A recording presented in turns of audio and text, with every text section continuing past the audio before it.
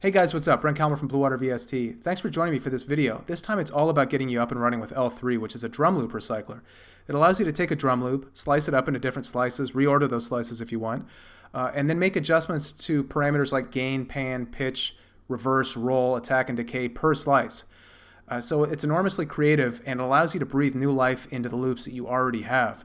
It's also a bit intimidating when you first get going with it because right out of the box it sounds and looks like this.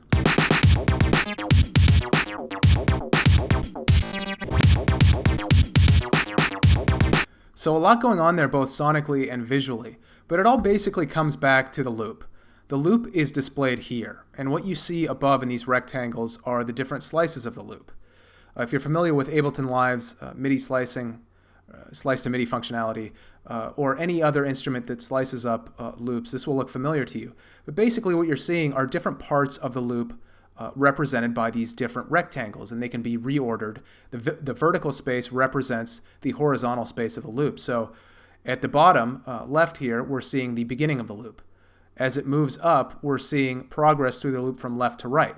But at any point, these can be moved vertically. So you could go right back to the beginning by moving a slice that is later on in this progression down to the bottom, and you would then repeat that step. Now the thing with L3 is that it has this pattern sequencer at top, and I find that to get going with this, you just want to confine yourself to an individual pattern, because this will cycle through all of the different patterns with all of their different slice formations and settings, and it can be a bit much to take in when you first start. So let's do this. Let's click on this X right underneath the A, and this will allow us to confine ourselves to a single pattern, and then we will hear this. So as you saw, the playhead is just moving from left to right straight through here, and this kind of staircase formation of the slices indicates that we're just playing straight through, left to right.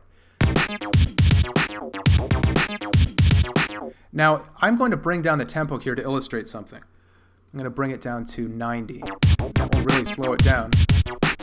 But you hear that it doesn't alter the pitch. Now if I take this slice and I start to move these around, you'll see that the playhead represents wherever I am in the loop. And now it's not moving from left to right. Now it's actually jumping around. And creating quite a cool loop, to be perfectly honest. A little harder hitting there. But this is really just the tip of the iceberg. So far all we've done is basically reordered how this particular loop plays, right? This is what we're doing now. Now if I wanted to revert to the left to right playing, I would just click on this button with this diagonal line that moves left to right up, and then it will go back to our original playing. I'm going to go back up to our factory tempo. And then I want to show you this, which is that each of these parameters allows you to make changes per slice. So the obvious one is gain. Right now we have all of these slices set to maximum gain, which means we're hearing them at their maximum amplitude. But if I wanted to make this quieter as it moved through the sample, moved through the loop, I could just bring these down, and then you hear it kind of trail off. Now all of the rest of these parameters work on the same premise, right? So pan, if I wanted to pan all of these slices left, and then the rest right, or some variation thereof, or have it move across the stereo spectrum through the course of the loop, you could do this. Now at any time if you want to go back, just right-click, hold down the right button on your mouse, and just scrub across that screen. Now pitch, of course, gives you a lot of options. You can re-pitch each one of these slices as you like. And that's not bad at all, if you ask me. But of course we could just go back to normal. So each one of these gives you the possibility of adding tweaks, adding parameter changes per slice. Reverse will reverse particular slices. You can also adjust the decay. If you want a much shorter sound, a much choppier sound, you bring that decay down. If you want it longer, you can bring the decay up. And you just toggle between these. So it's really quite sensible in the way that it works. And now what you may want to do is, of course, load your own samples. And so the place to do this is down here in the sample map editor, and we can right-click on this waveform and open the sample map editor. Before I do that, however, I want to show you that you can move between different samples by clicking on this SEL. This is sample selection. And you see that as I do that, this sample number changes, indicating that I've now gone to a different sample. I'm playing the same pattern, but with a different sample. Let's move over to a different one here. So let's move over to this one and adjust the sample.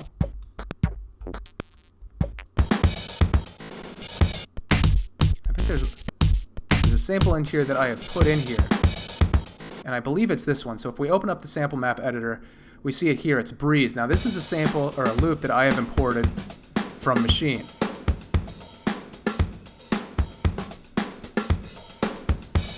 So it's just kind of a nice straight ahead drum groove, and that will continue to audition as long as I leave it on, so I'm going to turn that off. And now we can come back in, and now it's slicing that up. And one thing that you want to keep in mind is that if you want to use this pattern sequencer, it will move between these different patterns. Now some of these patterns will have different samples selected. You see that it went from 51 to 60 there, and I'll go back to 51 when it starts. If you would like to set a parameter for each of these patterns that will stay the same, right-click on that sample selection knob. And I'm going to go down to 51. And then what will happen is it will move between patterns B, C, and D, but as it does so, it will not alter the sample.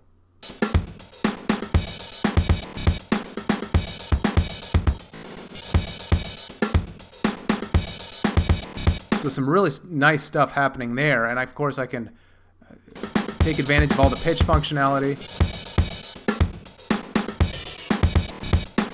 So this is a great way to get a hold of sequencing parameter changes for an individual loop. You may have your own loops that you want to use, and you might want to use, say, pattern A to slice in a particular way and pattern B to slice in a different way. And now to adjust these patterns, by the way, you don't have to go A, B, C, D. You can also click on the letter and scroll up or down through the patterns. I might want pattern F here.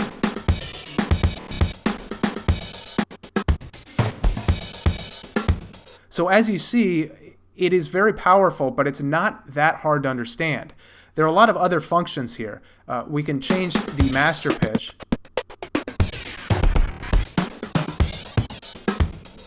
We also have a compressor, essentially, over here that allows us to add some compression. We have smoother, dampener, a master length and decay. But this basically gets you going with this, allows you to understand the concept. If you have long loops, you can use this scrubber to move through them vertically. And then again, the loops by default will go from left to right with these rectangles going up and to the right. And you can adjust the tempo by using this toggle here. So if I wanted to really slow things down or speed things up, just kind of depends on what the master tempo of your original loop is. So I know this is a lot to take in, but I think probably just from watching these few minutes, you all of a sudden understand that this is really not that hard to get going with, and it will just breathe new life into your loops. It's so much fun to work with.